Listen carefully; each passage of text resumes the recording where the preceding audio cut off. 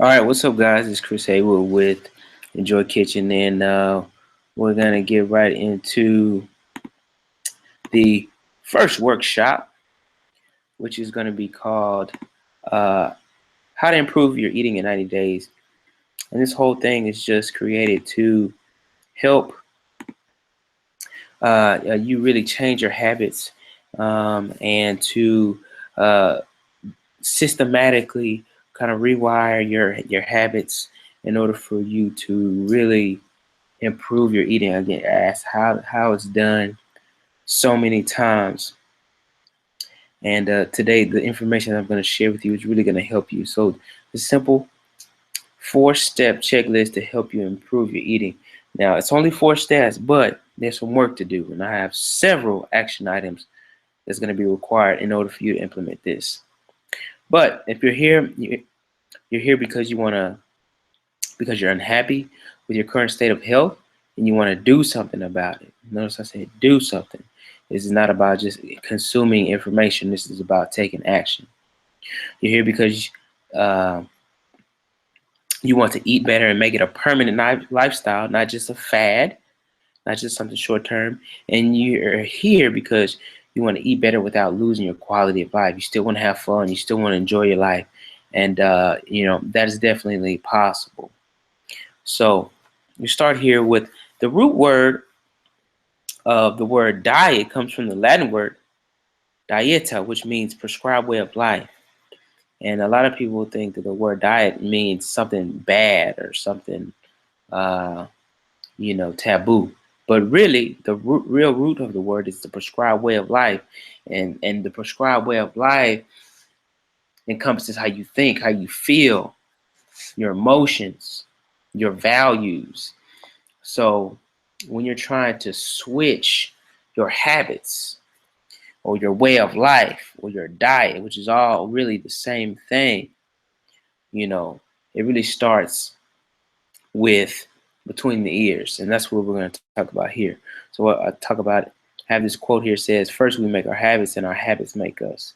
And that's so very, very true. The inspiration from this book comes from Dr. Northcross in his book Changeology. I have adjusted and kind of reconfigured the steps and put it in a way that's easy to understand. And without further notice, we're going to get started. All right, so imagine people trying to improve their eating, and they're doing the equivalent of checking the tires, checking the windows, and checking the lights when the alternator is blown or the battery is bad. And essentially what I'm saying is it don't matter how much care you put into the tires or the outside and the lights. When the problem is under the hood, that's where you got to go. And that's what we're doing here today. We're going to get to the root of the problem, okay? So the 4 steps will be as follows. I'm going to clarify, plan, action, and then management. Okay, these steps done correctly and done in the proper order. You can only go on these steps. And when I reveal to you how to do them, will really, really help you gain incredible momentum on changing your diet.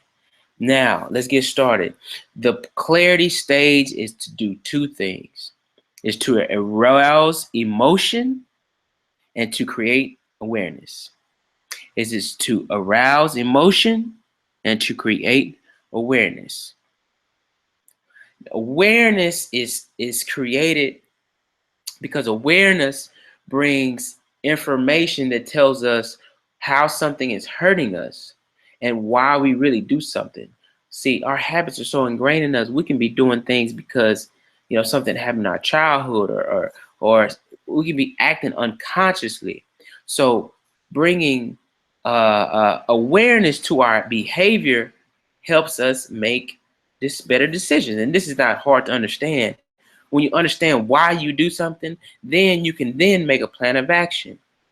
So some questions you ask is, what pleasure do I get from eating and drinking soda or eating poor things? How does that pleasure hurt me or others? What scares me about changing? Okay, there's something that scares you about change. There's something you think you're gonna lose if you change. What are the pros and cons of changing? What will I gain if I change? And why is this important to me? Why is this changing this important? This is gonna help you so much, and it's gonna help you arouse emotion. And this is very important because we are emotional creatures. All right. And emotional, if you want to take action on something, you have to be able to change your state of mind, your state, and your state is inevitably tied to your emotions. If I can get you to switch your emotions from angry to peaceful, I can get you to act different. So in this stage, and you're gonna read the article and you're gonna see the action steps. You're gonna have action items that are intended to get you to invoke your emotions so you can change. So the quote says, when you arouse emotion to a certain point of discomfort and frustration, people will finally seek to change. And it is only at that point that you get to that when you get to that point that people actually want to do something about it. All right, it's very important. You have to get emotionally involved in this. All right, next we have to get to the actual planning. So now we have awareness and we know why we do things, and we're ready, we're emotionally invested in it. Next, we have to actually get down to the means of what we're really gonna do. All right, in the planning, we have to do two things. We have to set end goals and mean goals. End goals, as they say, have an end. Means goals never have an end. So your end goal with changing your nutrition is, I want to stop eating certain things. I want to stop drinking certain things. But your mean goals never ever stop. Okay, so your end goals may look like, I'm gonna stop drinking. I'm gonna cut down my sodas from 5 a day to 2 a day. Okay, I'm gonna work out this many days. Those things have a completion date, but your means goals need to be big and they need to tie in to the ends goals. So they may be like, I want to live a healthy lifestyle for my daughter so she can I can watch her grow into a beautiful young lady. Or I want to take care of my health so that I can have the energy to grow a business, or what have you. Very clear that you need both of these type of things, and don't confuse having ends goals with mean goals and having means goals with end goals. Part of your planning is gonna be based on identifying triggers, pretty much places where you usually fail. Environment factors, triggers may be when I'm in certain places, I eat bad. Okay, you need to identify those. Social triggers may be when I'm around certain people, I eat poorly. Emotional triggers may be when I'm in a certain state, when I'm sad, when I'm depressed, I eat a certain way. You need to be aware of these things so that, again, you can make changes, right? Another thing you're gonna have to do in the planning stage is you're gonna have to get a support system. That means you need to have somebody that you can discuss these goals with, who's gonna keep you accountable, who's someone who you can be vulnerable with and let them know you're being weak. Let them know that if you're having difficulty, they won't judge you and they will meet you in a state of understanding, and someone you can just check in with. Okay, so you want to have one or two people that will be on your team and be your cheerleaders, but will tell you the truth and give it to you straight. You need to get that support system if you're going to make this type of change. Very important. And this is hard because sometimes people try to make a change, but they're still hanging around people that are doing the same thing. And that's very dangerous. And I'm telling you right now, if you hang out with nothing but unhealthy people, it's gonna be hard. And you may need to step away from those people, at least so you can make some of these things a habit. Third thing we need to do is action. In the first two steps, we were gathering information so we can get momentum and take action. In this stage, we are no longer researching information. It's all about the daily grind. It's about taking those goals, sub goals, and putting them into action. All right. And part of action is about breaking your goals down of healthy eating into small, bite-sized things that you can do every single day. Can you drink half of your body weight in water every day? Can you have a healthy breakfast every day? Can you have like a smoothie, a healthy smoothie? That's it. Keep it simple and keep it easily attainable, because it's not about doing something grand every day. It's about doing something small continuously every single. That's what it's about. All right. So in this action step, you're gonna have to mold your environment to meet your expectations. Okay. So this may encompass getting rid of food that's in the kitchen and the refrigerator. This may mean buying gym equipment. This may mean laying out certain magazines, motivational magazines, writing your goals on your steering wheel, on your mirror. Molding your environment that helps you take action. This is very, very important. You have to set the environment so you can be successful. All right. And then you always have to monitor and check progress. For some, that can mean count calories. I don't count calories. I think it's inefficient. But if that works for you, do that.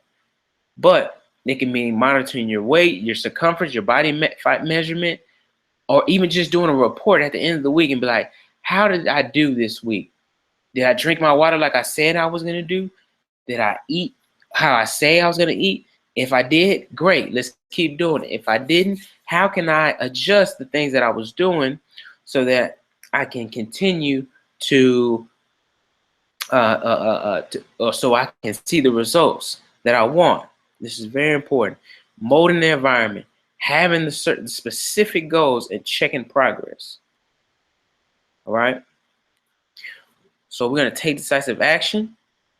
Kind of skip some slides here. Setting up environment. This is just a picture from Kung Fu Panda. I put this picture because if you saw the movie, you saw that the panda had climbed to the top of the kitchen because that's where the cookies were. And some of y'all might have to do that. All right, keep that stuff out of your environment, or keep it far away, or to a point where it's very hard to get. All right, don't set yourself up for failure by keeping the things that tempt you around you. Don't do that. Finally, the fourth step in a changing this diet and this healthy eating is to manage the action that you put in place in step 3. First, we planned, we brought awareness, we aroused emotion. Then we set out a specific plan of how we were going to do that. Identified the factors that cause us to fail. Then we put in a plan that's easy for us to do and something that we can start implementing today and getting small wins, because piggy banks lead to biggie banks. Now in step 4, we got momentum and we're doing some of the things. Now it's time to manage what we are already doing. So management is when we plan, organize, and allocate our resources. That's our time, that's our finances, that's our energy, that's our effort. Okay, that's the things that we're going to manage. And in this stage, the most important thing you need to understand is you need to gain skills, because motivation runs out. In the management stage, you need to sustain and grow additional skills that are going to help you continue doing action steps that were in stage 3. For example, you're going to have to learn how to eat certain vegetables. You might have to learn how to prepare certain foods, that healthy recipes that you like. I know I have certain recipes, my go-to recipes that I go to, because I gained the skill of cooking healthy food and making it taste to a point that I like. I had to learn how to work out. I had to learn how to push myself. I had to learn how I can get cardio in a way that I don't hate it. I had to gain these skills. And that takes me being open. And again, I'm opening up the knowledge, the information now.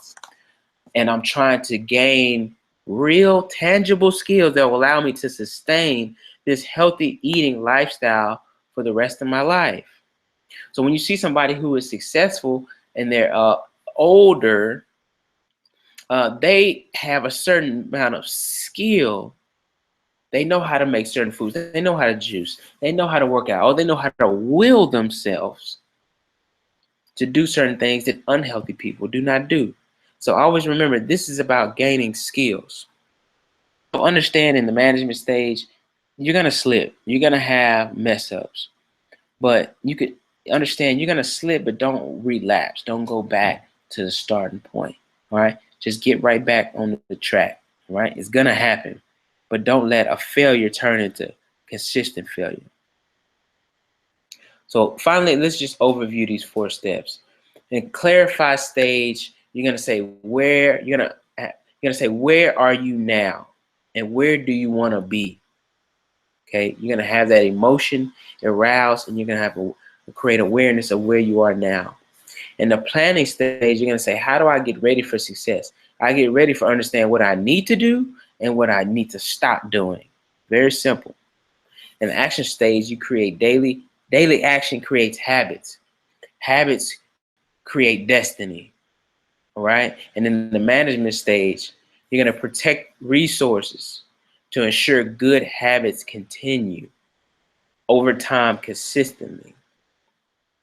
Some of the key reminders before we close is just don't skip steps. Do the steps in the order they're placed. They're there for a reason. Okay. Match steps with the phase you're in. Very, very, very important. All right, and start from square one. Everybody should start in the planning, in the plan stage. And that doesn't mean everybody will stay in the same stage at the same time, but it's very, very important that everyone starts from square one. Finally, adherence is number one for success. It doesn't matter what you're trying to do. You got to stick it out. Adherence is the number one thing for any type of program you're trying to do. It doesn't matter if it's Tabo. It doesn't matter if it's Atkins. It doesn't matter anything. If you don't do the work consistently, it will never work. So adherence is number one for success. And finally, make sure you tie this into love, loving yourself, freedom, of living the life that you want, and purpose. If you can tie these in to your changing of diet, this will dramatically increase your success, because it's not just about calories, not just about food. It's really about living your purpose and bringing in the people you love, and that's what continuously motivates you. Because you can just, if it's all about you, sometimes you're gonna fall off the wagon and you're not gonna be motivated. But when I think about my family and people depending on me, I automatically get that motivation to keep going. So anyway, guys, thanks for tuning into this workshop. Check out the article and get started on these action items. I hope you like, and stay tuned for the next Enjoy Kitchen workshop coming up soon. All right, bye.